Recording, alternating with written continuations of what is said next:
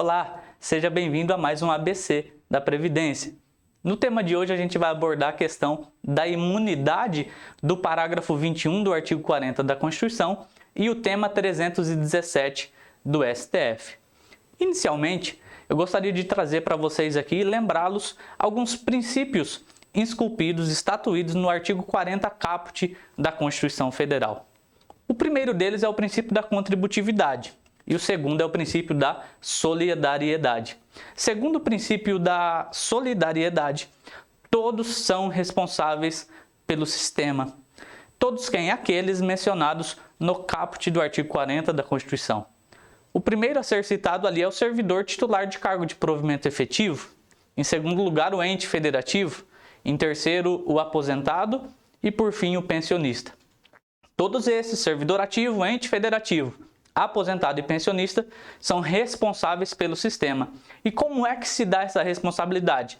Através de um custeio, de uma fonte de custeio que passa-se pela contribuição.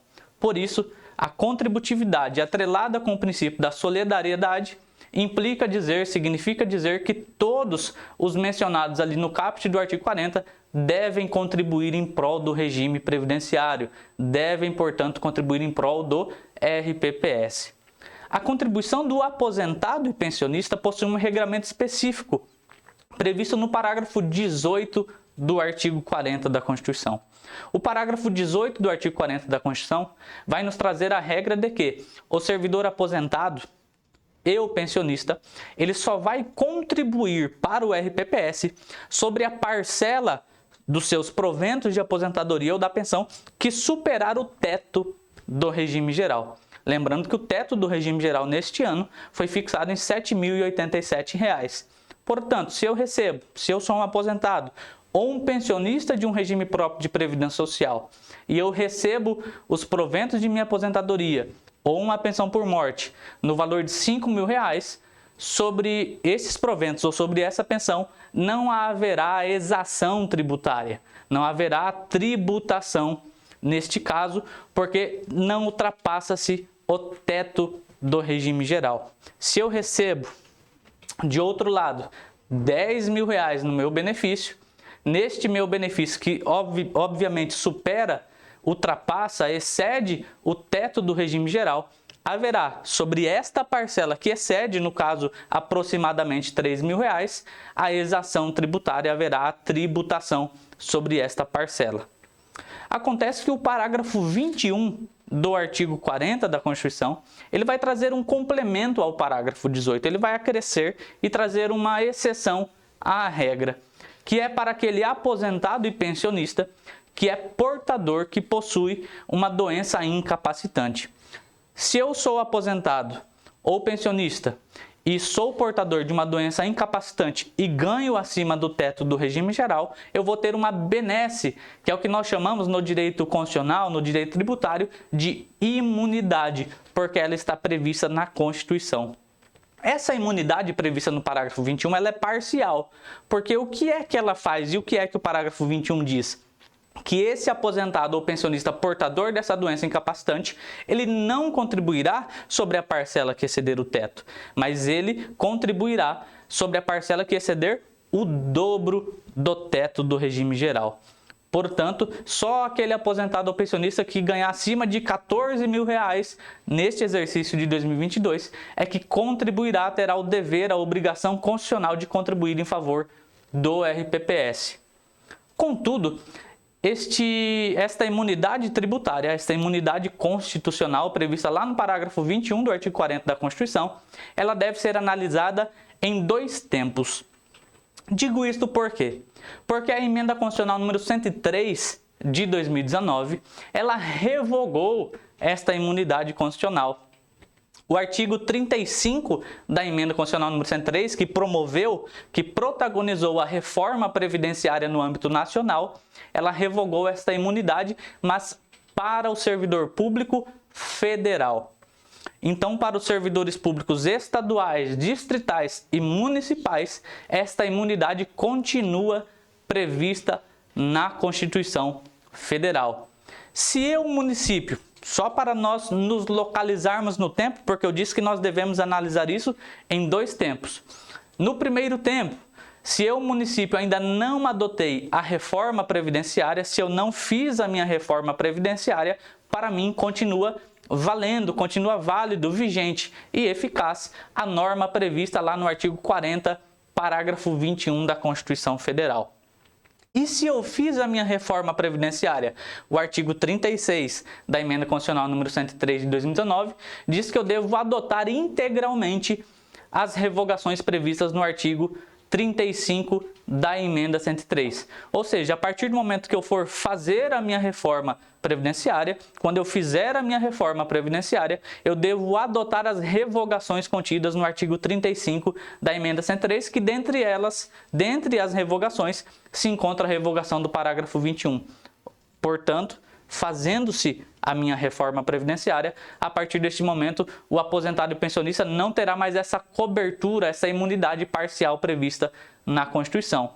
E no meu município, que eu ainda não fiz, não protagonizei, não promovi a minha reforma previdenciária, o parágrafo 21 continua válido, vigente e eficaz.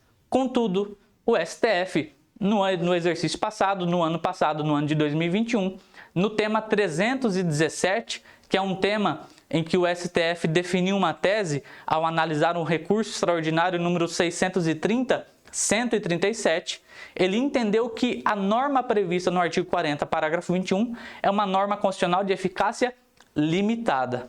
Lembrando, norma constitucional de eficácia limitada é aquela norma que depende da edição de uma lei para que ela possa surtir os seus efeitos. É um direito constitucional previsto no texto da Constituição, mas que para que esse direito possa ser exercido por aquela pessoa, ele precisa ser disciplinado, regulamentado por uma lei infraconstitucional. Foi essa a tese definida pelo STF no tema 317. Contudo, todavia, esta lei nunca existiu no âmbito nacional, estadual ou municipal. O máximo que acontecia era as leis dos regimes próprios trazerem a previsão contida no parágrafo 21 e reproduzirem em suas legislações locais, mas não disciplinavam com o rol de doenças, quais doenças seriam consideradas incapacitantes, e como proceder nesses casos, e é isso que o STF exigiu. Portanto, por inexistir lei, seja do âmbito nacional, estadual ou municipal nesse sentido, nós, regimes próprios, regime próprio de Previdência Social, não poderia conceder essa benesse. E o que eu devo fazer hoje, que não adotei a Emenda 103, continuo com o parágrafo 21 válido, mas com o tema 317 em mãos, devo fazer?